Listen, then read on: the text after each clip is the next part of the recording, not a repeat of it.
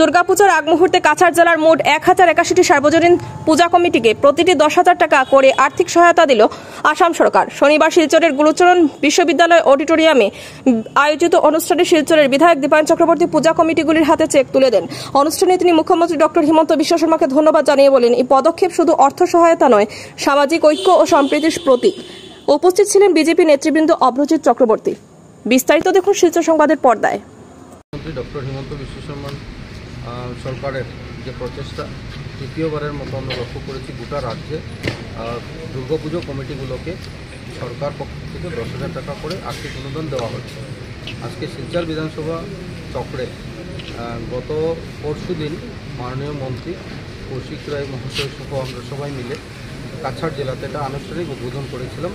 Check distribution হয়েছে। আজকে আবারও স্পেসিফিক্যালি শিলচর বিধানসভার জন্য প্রত্যেক পুজো কমিটিকে আমরা চেক তুলে দিচ্ছি।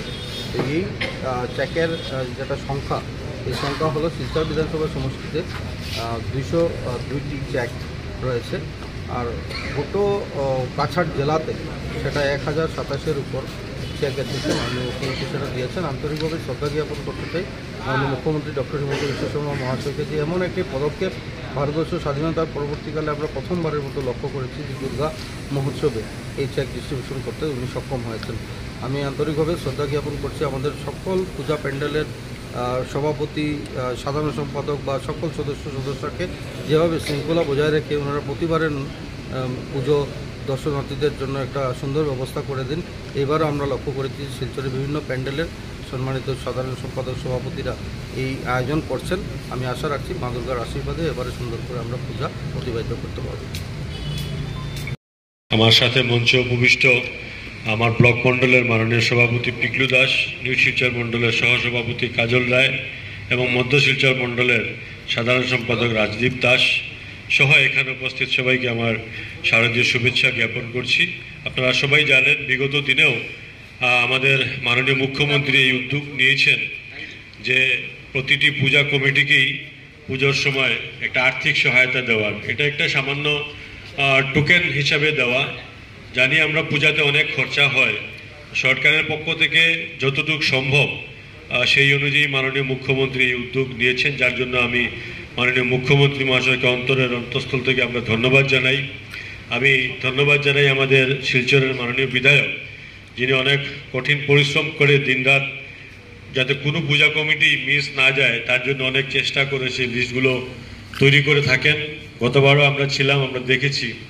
তো তারপরও কোনো সময় কোনো পূজা কমিটির হয়তো নামে ভুল থাকে, অ্যাকাউন্ট নাম্বারে ভুল থাকে ইত্যাদির জন্য অনেক সময় প্রবলেম হয়। গতবারও সেই প্রবলেম হয়েছে।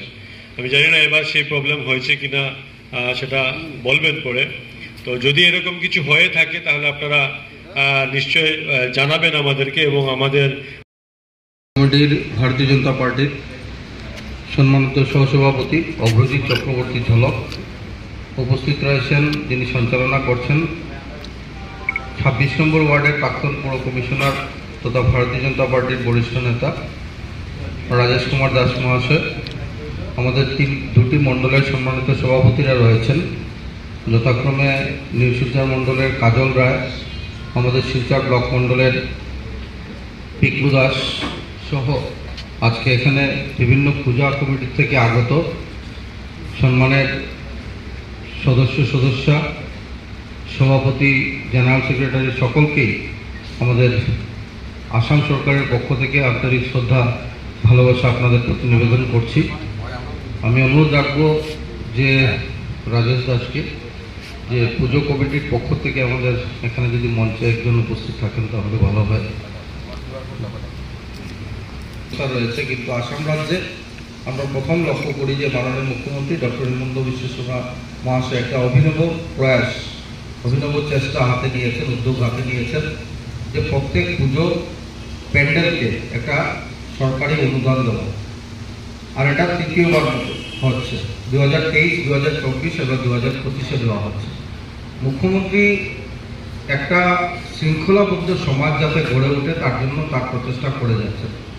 আমরা লক্ষ্য করেছি যে পুজো যদি আমরা দেখি তাহলে গোটা আসাম রাজ্যে অনেক পুজো হয়, আর দুর্গাপুজো আমরা বাঙালিদের একটা মহোৎসব আমরা বলি, কিন্তু আজকের দিনে কিন্তু ভারতবর্ষের সর্বত্র দুর্গাপুজো হয়। তাই গোটা আসাম রাজ্যে এক্স্যাক্টলি ফিগার কত পুজো হয় সেটা বলা অত্যন্ত কঠিন কাজ। আমি ছোটবেলা থেকে শিলচরে বড় হয়েছি, আমরা জানি যে মিউনিসিপ্যালিটি একটা রেকর্ড মেনটেন করে, কিন্তু কি হয় যে রাত্রব্যাপী এই যে বিসর্জন প্রক্রিয়া চলতে থাকে তখন কিন্তু এক্স্যাক্ট কাউন্টিংটা হয়তো বেরিয়ে আসে না। আমরা হয়তো বলে দিই যে 330টা বিসর্জন হয়েছে, বা যাই হোক সংখ্যা, কিন্তু এক্স্যাক্ট ফিগারটা বলা অত্যন্ত কঠিন।